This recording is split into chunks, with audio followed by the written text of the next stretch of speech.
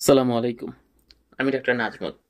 আজকে আপনাদের সাথে আলোচনা করব একটা নির্দিষ্ট অসুখ নিয়ে, যে অসুখটা আমাদের দেশের পার্সপেক্টিভে বিড়ালের জন্য মরণঘাতী হিসেবে কল্পনা করা হয়, এবং সব বিড়াল যারা পালে এইসব ওনার সবাই জানে এই অসুখটার কথা। সেটা হচ্ছে ফ্লু।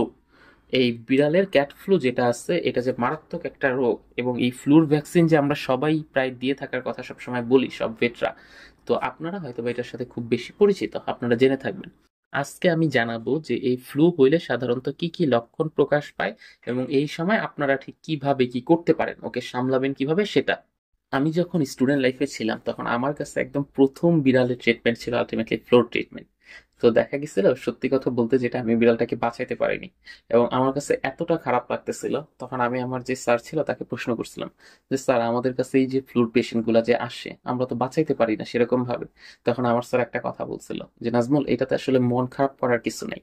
ফ্লু ট্রিটমেন্ট আমাদের দেশের পার্সপেক্টিভে দেখা যায় ওনারদের অবহেলার কারণেই বেশিরভাগ ক্ষেত্রে ফ্লু আক্রান্ত হচ্ছে। আর ফ্লু যখন আক্রান্ত হয় তখন এই ভাইরাসটা খুব বেশি সময় দেয় না আমাদেরকে।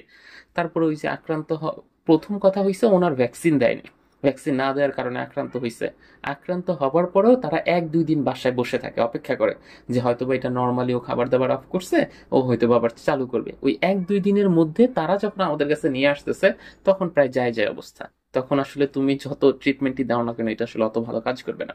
তো এইটা হচ্ছে আমাদের দেশের আসলে একটা পার্সপেক্টিভ বলার চেষ্টা করলাম, যে আপনারা প্রথম অবস্থায় তো ভ্যাকসিনেশন করানি না, যখন তারপরে খাওয়া দাওয়া বন্ধ করে তার 2-3 দিন পরে গিয়ে নিয়ে আসেন।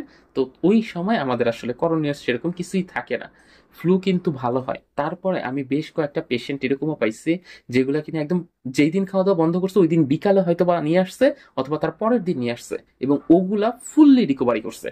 তখন আমি আবার এইটাও বললাম যে স্যার, মানে এটা অনেকদিন পরে, যে স্যার আমরা তো ওই যে দেখলাম কি, যে ফ্লুর সিকোয়েন্সটা কিরকম হয়, যে এটা যদি ওই যে আপনি বলছিলেন যে লেট করে আনলে আলটিমেটলি বাঁচানো যায় না, কিন্তু এই যে এই দেখেন এগুলো খুব তাড়াতাড়ি আনা হয়েছে, এবং আপনার কথাটাই সত্যি, যেটা খুব তাড়াতাড়ি আবার ভালো হয়ে গেছে।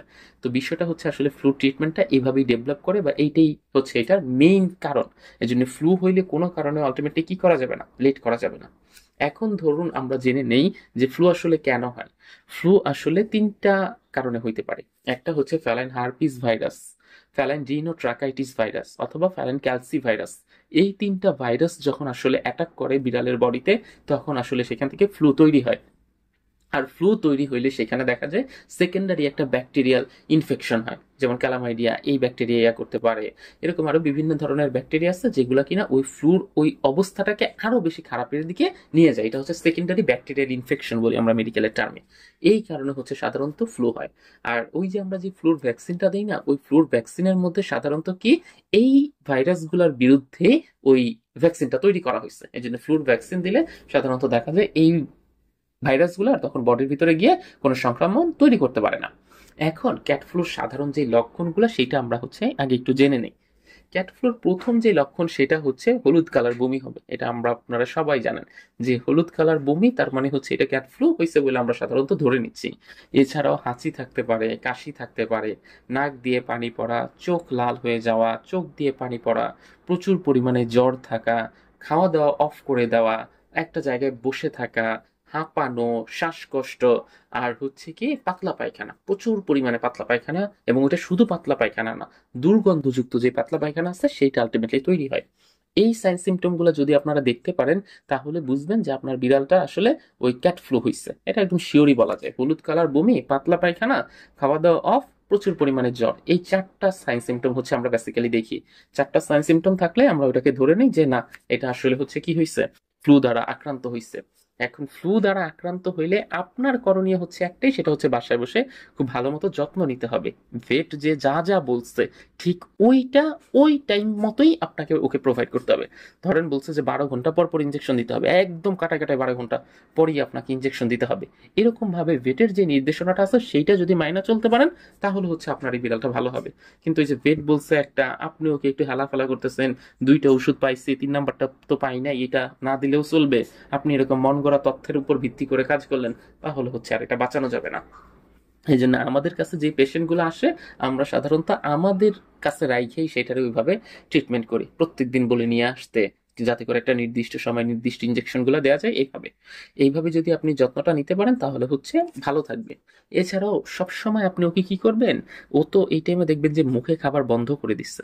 মুখে খাবার বন্ধ করে দেওয়ার কারণে আপনাকে ওকে বাহির থেকে স্যালাইন করাইতে হবে, বাহির থেকে ওকে ভিটামিন জাতীয় পুষ্টিগুলা দিতে হবে, ওর পাতলা পায়খানা বন্ধ করার জন্য আলটিমেটলি কাজ করতে হবে, ওর ওই হলুদ বমি বন্ধ করার জন্য ইনজেকশনগুলো রেগুলার করতে হবে, হালকা একটু গরম গরম যে পরিবেশটা আছে সেখানে রাখতে হবে। কিন্তু এই সময় মনে রাখতে হবে ও কিন্তু খাবার দাবার টোটালি অফ করে দিবে।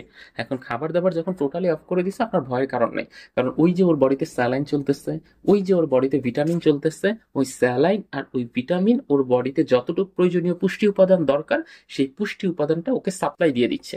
এই জন্য ওইটা নিয়ে আপনার কোনো আলাদা নাই।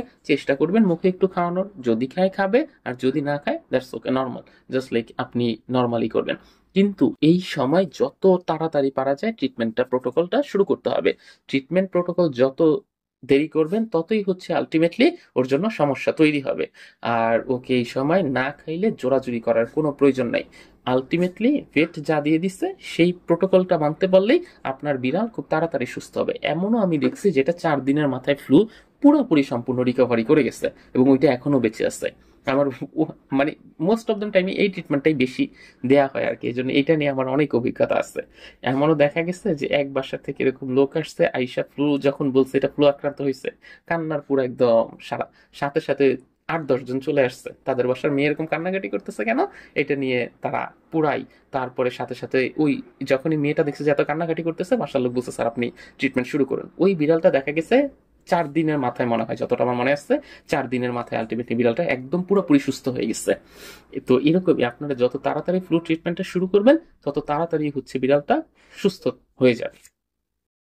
তো এই ছিল আমাদের আজকের ভিডিও। আশা করি ভিডিওটি আপনাদের ভালো লেগেছে এবং ভিডিওতে যেই টপিকটা সম্পর্কে আলোচনা করেছি আপনারা সেটা খুব সুন্দরভাবে বুঝতে পেরেছেন। যদি আপনাদের এই সম্পর্কিত কোনো কিছু জানার থাকে আপনারা সেটা কমেন্ট বক্সে আমাকে জানাতে পারেন এবং চাইলে আমার সাথে সরাসরিও কন্ট্যাক্ট করতে পারেন। স্ক্রিনে দেওয়া যে নাম্বারটা আছে সেই নাম্বারে কল করতে পারেন, অথবা এই নাম্বারেই হোয়াটসঅ্যাপ আছে, হোয়াটসঅ্যাপেও আপনারা চাইলে আমাকে নক দিতে পারেন। আমি চেষ্টা করব আপনাদেরকে যে কোনো সময় সার্বক্ষণিক সহায়তা করার।